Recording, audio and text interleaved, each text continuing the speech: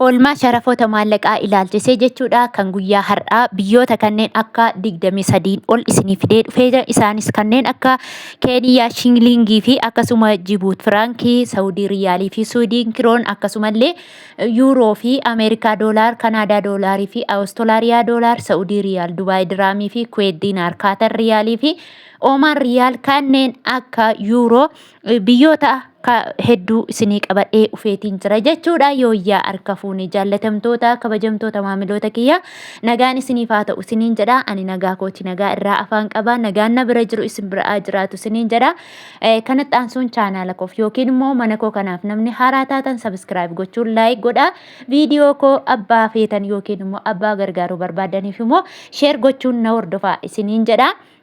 Egaa sharafoota maallaqaa ilaalchisee jechuudha.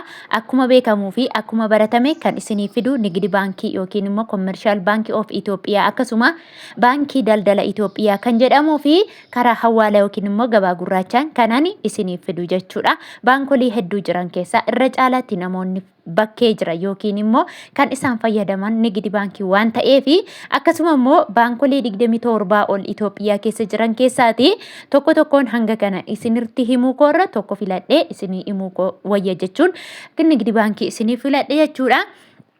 Viidiyoo namni laayika tongodhiin hin eegaliina isiniin jedha jalqabarraa Swiss Frankii irraan isinii ka'a. Egaa guyyaan har'aa immoo akkuma beekamu Apriilii 27 baatii 4,2026 jechuudha. Swiss Frankii irraan isinii ka'a. Swiss Frankiin tokko karaa gabaa gurraachaatiin guyyaa har'aa 239.30 oolee jira. Akkasuma karaa baankiidhaan immoo Swiss Frankiin tokko 191.56 oolee jira. Inni itti aanu yuuroodha. Yuuroon tokko karaa gabaa gurraachaatiin 220.77 oolee jira.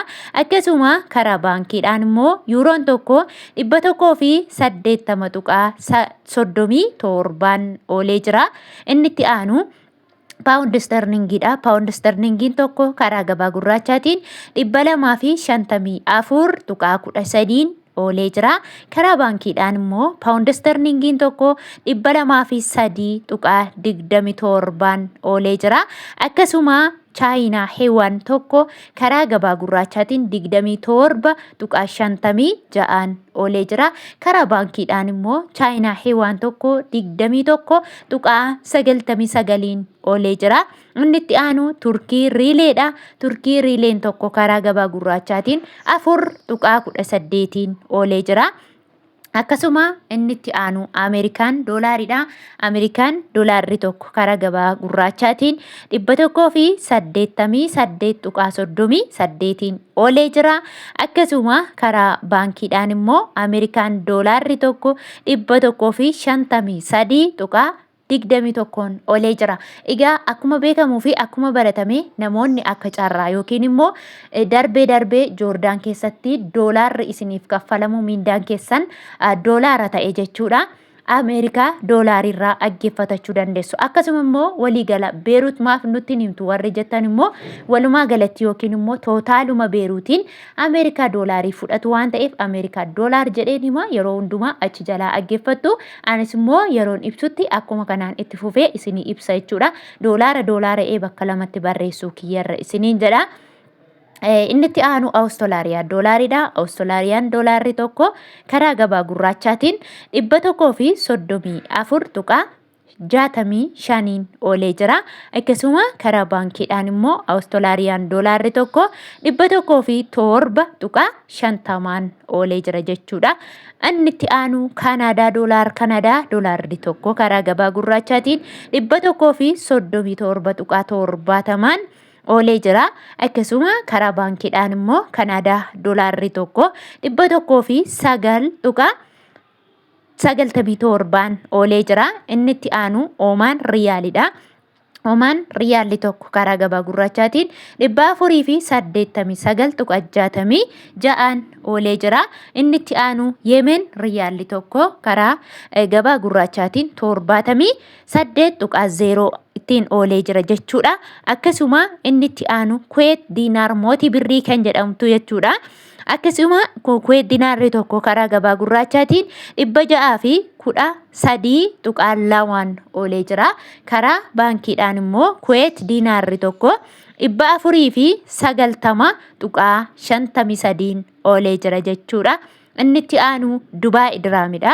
Dubaay diraamni tokko karaa gabaa gurraachaatiin 51.29 oolee jira. Akkasuma karaa baankiidhaan immoo Dubaay diraamni tokko 41.71 oolee jira jechuudha. Inni itti aanu Saudi Arabiyaa riyaalidha. Saudi Arabiyaa riyaalli tokko karaa gabaa gurraachaatiin 50.23 oolee jira. Akkasuma karaa baankiidhaan immoo Dubaay Saudi riyaalli tokko 40.85 oolee jira. Akkuma beekamuu fi akkuma baratame egaa warri Saudi Arabiyaa jirtan maallaqa keessan akka baay'ina maallaqa keessan yookiin immoo guddina maallaqa keessaniin kan isin ergattan jechuudha. Kanaafuu namoonni maallaqni keessan baay'ee yookiin immoo hanga guddaa jedhamee beekamu jechuudha.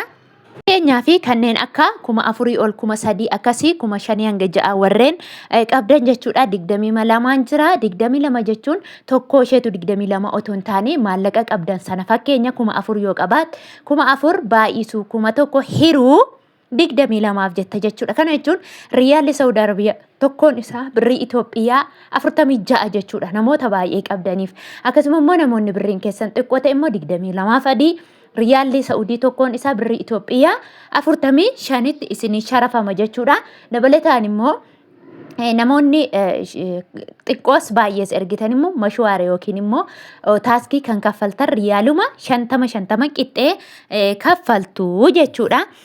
Inni itti aanu Israa'el shiqilidha. Israa'el shiqil tokko karaa gabaa gurraachaatiin 63.6 oolee jira. Akkasuma Kaatar riyaalli tokko karaa gabaa gurraachaatiin 51.71 oolee jira. Inni itti aanu Joordaan diinaarri tokko karaa gabaa gurraachaatiin 265.18 oolee jira. Bahariin diinaarri tokko karaa gabaa gurraachaatiin 499.23 oolee jira.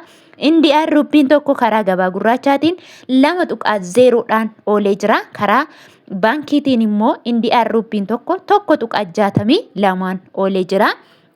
Akkasuma Ijipshiyaan paawundiin tokko karaa gabaa gurraachaatiin 3.58 oolee jira. Swiidiin kiroon tokko karaa gabaa gurraachaatiin 20.43 oolee jira.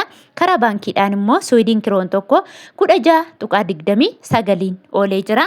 Akkasuma Dabuub Afrikaa raawundiin tokko karaa gabaa gurraachaatiin 9.28 oolee jira. Inni itti aanu Keeniyaa shilingii tokko karaa baankiitiin 1.18 oolee jira. Akkasuma Jibuutii Firaankiin tokko karaa baankiidhaan saantiba 86 oolee jira jechuudha. Hordoftootaaf jaallatamtoota kabajamtoota maamiloota kiyya viidiyoon guyyaa har'aa kana fakkaata. Namoonni viidiyoon koo isinitti tolee fi jaallatan immoo laayik gochuun na hordofaa isiniin jedha. Turtii biraa yookiin immoo viidiyoo biraan walitti deebina. Nagaan tura.